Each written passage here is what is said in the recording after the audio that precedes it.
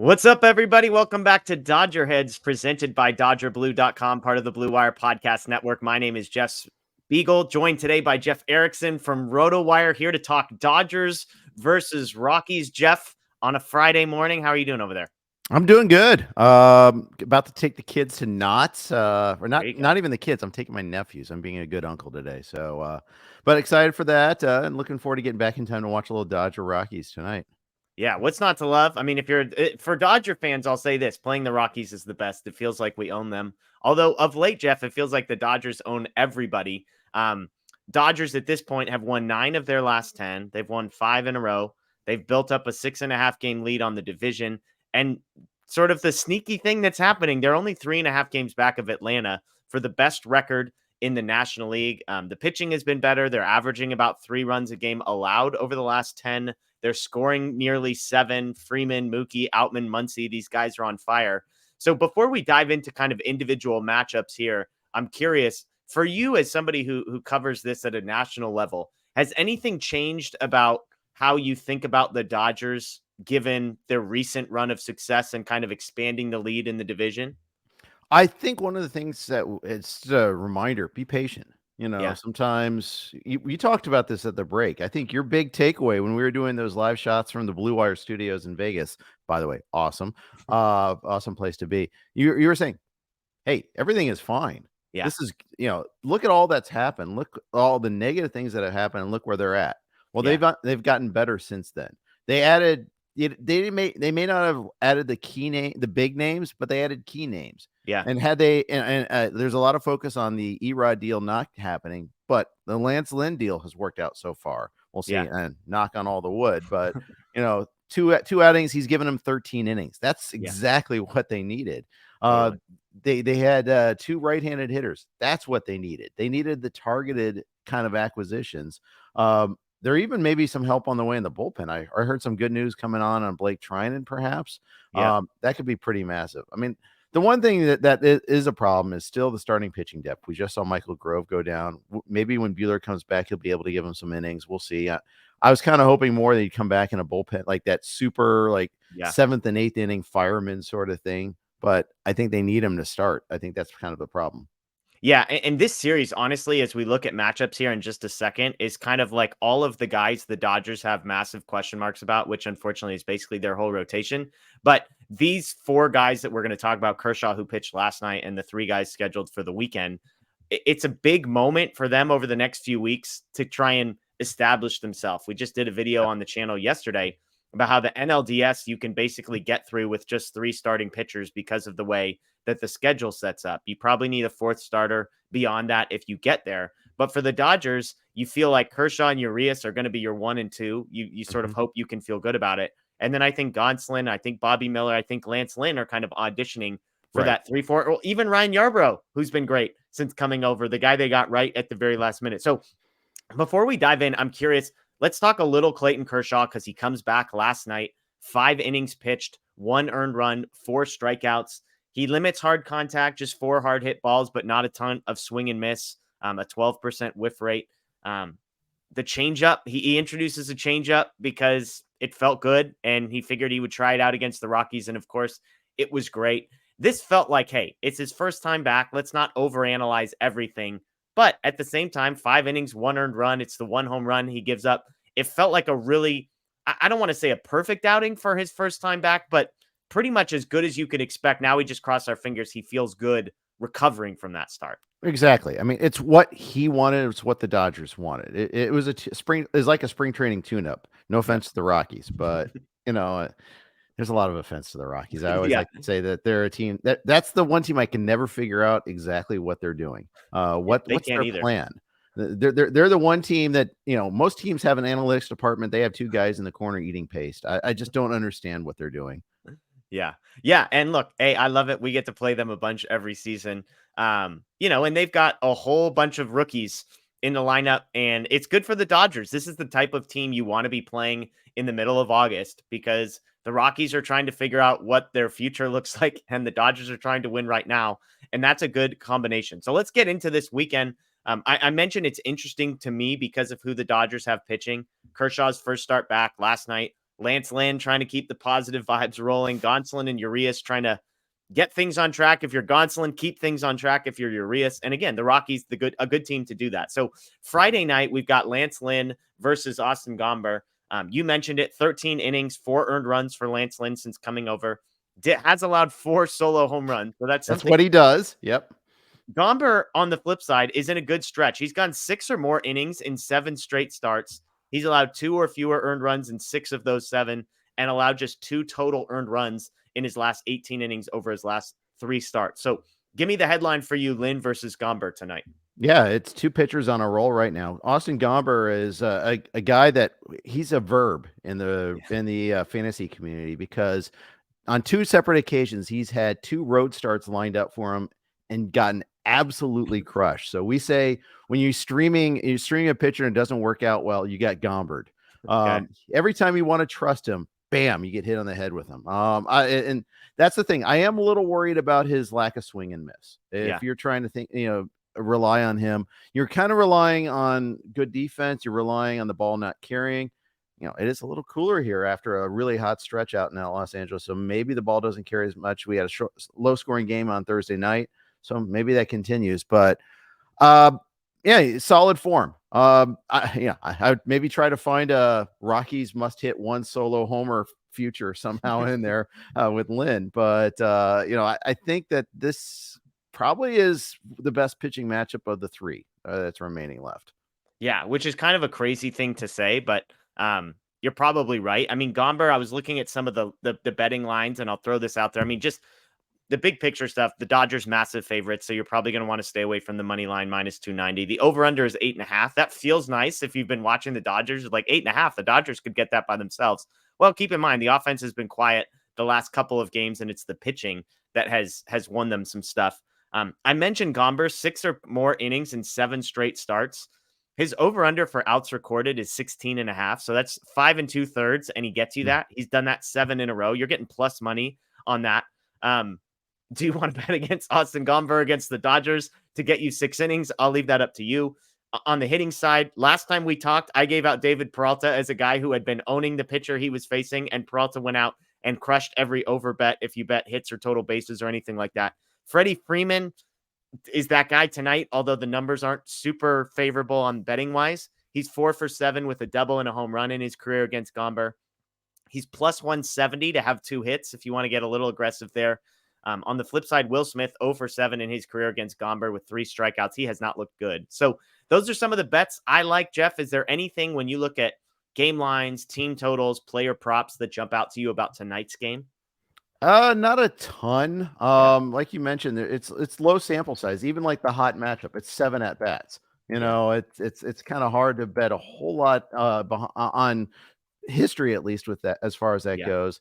I would say, look at Ahmed Rosario as a possibility. Maximize the lefty versus righty matchup there, especially because you're talking about Gomber, giving you distance. That also means probably 3 at bats for Rosario against a lefty. So maybe you hope that happens. Probably no JD Martinez. They're talking with that hamstring that he can maybe return on Saturday. We'll see about that. So we'll see what that opens the door with there. But Kike Hernandez is obviously an interesting thing to play as well. Maybe Chris Taylor gets involved. One of these right-handers against Gomber. Although sometimes Gomber has some reverse splits, so be careful about that too. Yeah, Chris Taylor would be a stay away from me, but I looked at Kike Rosario. I mean, I mentioned it. There just aren't a ton of favorable numbers out there on these guys. It's a lot of like over 1.5 hits with big plus money, and you can't really get close to even money on a whole lot. I gave out last night on Twitter that Ty Block had like 2 strikeouts or fewer in every start this season.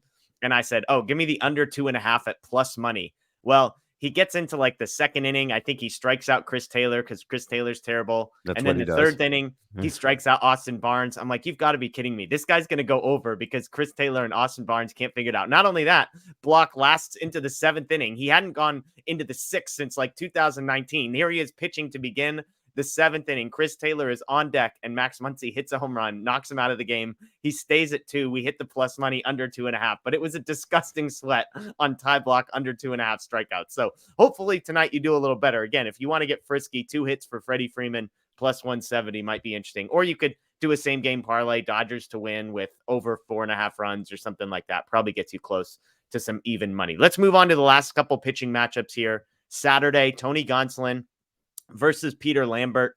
Gonsolin, 6 innings, 6 earned runs last time out. My question for you, Jeff, is am I grasping for straws that I was happy to see Gonsolin give up I wasn't happy to see him give up 5 runs in the 3rd inning, but I was happy to see him bounce back and complete the 4th, 5th, and 6th. He Right. allows 1 earned run, but it felt like, hey, the Dodgers won. I just am a big believer in momentum and confidence. And so part of me thinks, hey, maybe that was good for Gonsolin to struggle, to bounce back, to get them through 3 more innings. Am I grasping for straws too much there? Probably yes. a little bit. You're Yeah. okay. You're allowed to say yes. I will say, hey, I mean, if you used him for the 2-start week in fantasy, you got to be thrilled that you were down 5-0 and yet you were in line for an easy win right after that somehow. Yeah. What a crazy inning. What a incredible turnaround.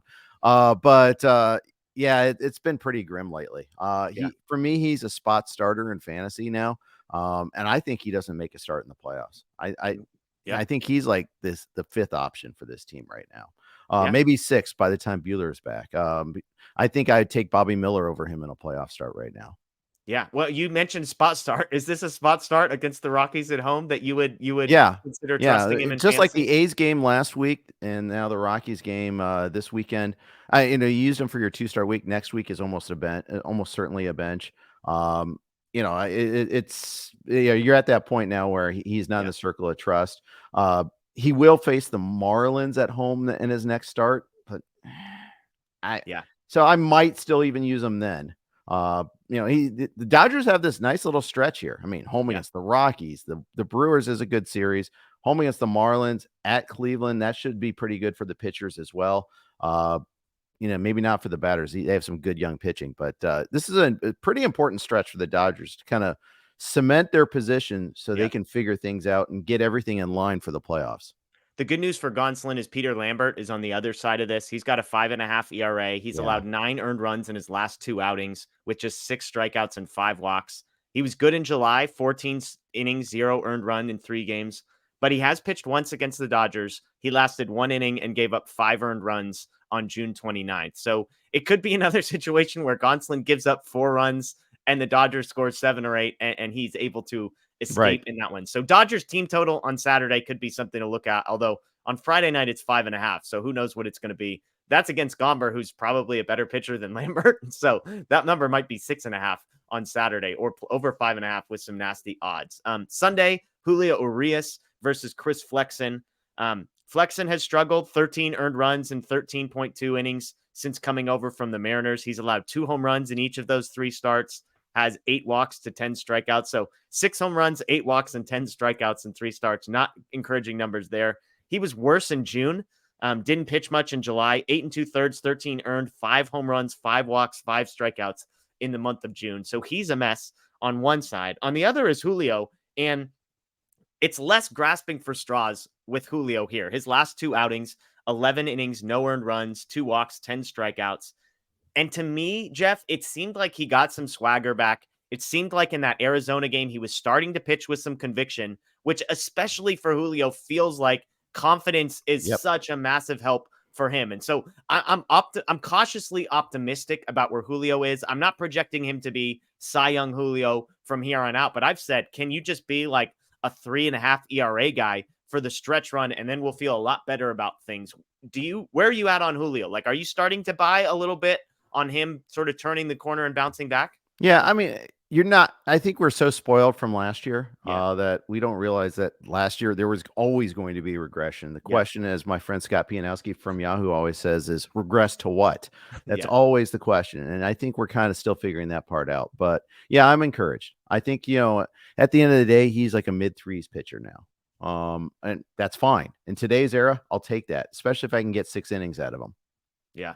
Yeah. And again, that's been the nice thing. I mean, even looking as we head into this weekend, the way that the Dodgers bullpen is set up, Kershaw gives them 5, Yarbrough gives them 3, and then Brusdar a quick 1-2-3 inning. And so you go into Friday, Saturday, Sunday feeling like your bullpen is pretty rested. I mean, Evan Phillips had pitched 2 games in a row before that, but pretty rested. Then Friday, you get Lance Lynn, who, knock on wood, you're sort of banking on at least 6 innings from him. And so you could head into Gonsolin and Julio with a pretty well-rested bullpen that's fully available. And hopefully in games, by the way, that the Dodgers are up by 4 or 5 runs and they don't even need to use their best arms in high leverage situations. And so this could be setting up nicely if Lance Lynn can give them some length tonight.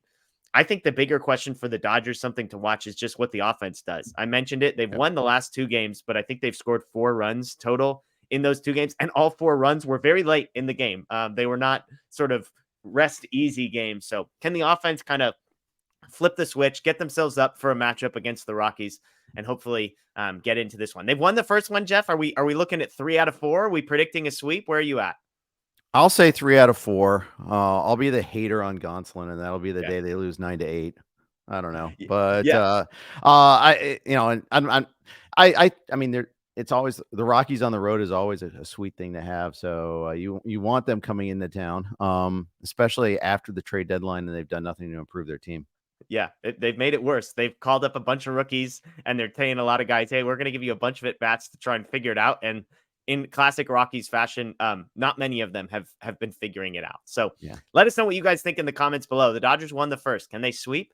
4-game sweep against Colorado and keep the momentum going? Let us know in the comments below. That is Jeff Erickson, senior editor over at RotoWire, host of RotoWire Fantasy Sports on Sirius XM. Jeff, let them know about what you guys got going on at RotoWire. I know you usually have offers or opportunities just for people to do some research and get in the know as they head towards as we head towards the postseason. Yep, and we're all fantasy sports. So getting ready for your stretch run in baseball. Also, that's fantasy football draft season. So one free trial can do it all for you. RotoWire.com/pod. And that will get you a quick look at everything that's behind the paywall for a couple of days for free. No credit card required. And if you do the free trial, of course, you get we're going to donate $1 to fantasycares.org. So trying to do good and do well at the same time. I love it. And follow Jeff on Twitter at Jeff_Erickson. He's got tons of content, shows, podcasts, that kind of thing that he will link you to. So take a look at his stuff there. We appreciate him coming on and helping us preview weekend series this season. Again, my name is Jeff Spiegel. This is Dodger Heads presented by DodgerBlue.com. If you're a podcast person, you can find this at Dodger Heads on Apple, Spotify, Google, wherever you find it. And of course, if you're new to the YouTube page, please subscribe and ring the notification bell. That is Jeff. I am Jeff. Enjoy the rest of your day as the Dodgers face the Rockies. And of course, go Dodgers.